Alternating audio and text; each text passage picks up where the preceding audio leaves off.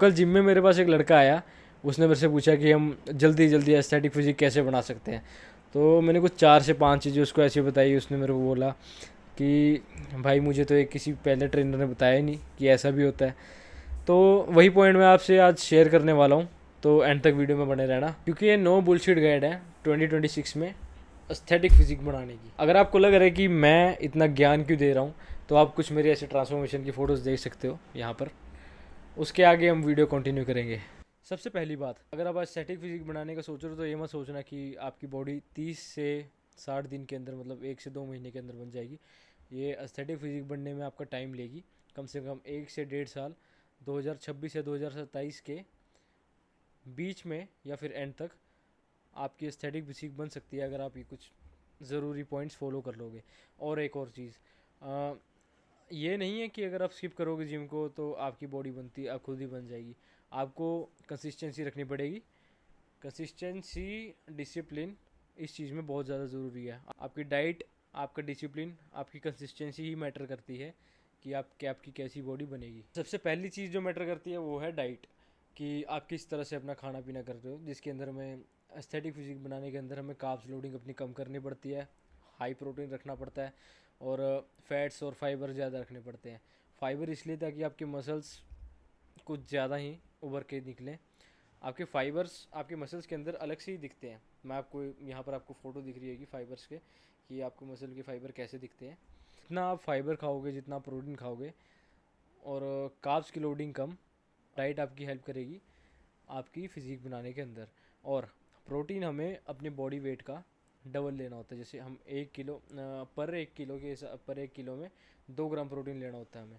तो अगर अगर मेरा वेट मान के चलो, अगर मेरा वेट 70 किलो है, तो मुझे कम से कम 140 से 150 ग्राम प्रोटीन तो खाना ही पड़ेगा दिन के अंदर, अगर हम अच्छे से मसल ग्रोथ देखनी है। सबसे ज़रूरी बात, आपको पानी का इंटेक ज़्यादा रखना पड़ेगा। अगर आप कोई भी सप्लीमेंट वगैरह से, क्रेटीन एक तरह का ऐसा सप्लीमेंट है जो इसमें एस्थेटिक फिजिक बनाने में आपका बहुत ज़्यादा हेल्प करेगा नेचुरली। तो हाँ, पानी का इंटेक भी आपको ज़्यादा रखना पड़ेगा। और दूसरी चीज़ आती है आपको अपना वर्कआउट मेंटेन करना। अगर आपको मसल ग्रोथ करनी है, उसके लिए आपको वेट और रेप्स दोनों बढ़ाने पड़ेंगे। वेट आपके मसल गेन की साइज़ गेन करने में मदद करेगा, और रेप्यूटेशन आपको उसके साइज़ को शेप में लाने में मदद करेगा, जो कि बहुत ही ज़रूरी चीज़ है एस्थेटिक फिजिक बनाने के अंदर। आप अपनी प्रोग्रेस को अपने ना पूरा देखना है। आप जैसे पहले मंथ से लेकर आपके पहले मंथ के एंड तक, स्टार्टिंग से एंड तक आपकी क्या प्रोग्रेस हुई है। जैसे अब अगर आप मानो आप अगर आप 60 की बेंच लगाते हो, तो आप उसको वेट बढ़ाने की कोशिश करो हर हफ्ते। जैसे 60 से 65, 65 से 70 ट्राई करोगे हर हफ्ते। आप 5-5 किलो तो बढ़ाओ। जितना बढ़ाओगे उतना साइज़ गेन आपका होगा, उतना साइज़ गेन में आपको मदद होगी। और जितनी आप रेपुटेशन बढ़ाओगे, जितना अपने मसल को थका सकते हो, स्ट्रेस दे सकते हो, उतना स्ट्रेस दो, उतना स्ट्रेस देना होता है। तो कई ट्रेनर ऐसे जिम में भी होते हैं कि भाई हाँ, अपने आप को ज़्यादा चंट समझते हैं कि हाँ, अगर आप बुलाओगे उन्हें तो आप बोलोगे कि भाई आप एक बार फॉर्म चेक करना, वो हाँ हाँ करके टाल के चले जाते हैं। तो अगर आपको लगता है कि आपकी उसमें भी ऐसा होता है, तो मैं आपके लिए कुछ ऐसे सिस्टम बना सकता हूँ जिससे आप अपनी प्रोग्रेस को ट्रैक कर सकते हो कि आपकी प्रोग्रेस कैसी हो रही है, और आपके लिए ऐसा वर्कआउट प्लान भी बना सकता हूँ अगर आप चाहो तो। वो मुझे कमेंट सेक्शन में बताना। अगर आपको लगता है कि मैं आपको कोई ऐसी नई चीज़ें बता रहा हूँ जो आपको पहले सुनने को नहीं मिली, तो मैं आपके लिए ऐसा 1-to-1 कोचिंग सेशन भी लॉन्च कर सकता हूँ, जिससे मैं आपकी प्रोग्रेस ट्रैक करूँगा। तो अगर आप इसमें इंटरेस्टेड हो तो बताना कमेंट सेक्शन में। और अगर आप अपना वीकली स्प्लिट बनाओगे तो ट्राई करना है कि 4 से 6 दिन का, जैसे हफ्ते में 7 दिन है तो ट्राई करना, हाँ 6 के 6 दिन आप ट्रेन करो। और ऐसे ट्रेन करो कि हम बोलते हैं ना, क्वालिटी ओवर क्वांटिटी।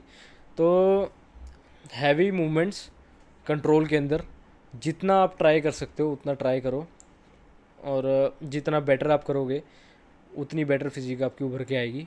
तो एस्थेटिक फिजिक बनाने के लिए आपको कुछ ऐसे मसल हैं जिसको आपको ज़्यादा ट्रेन करना पड़ेगा, ज़्यादा ध्यान देना पड़ेगा, जिससे आपकी एस्थेटिक फिजिक और उभर के आएगी।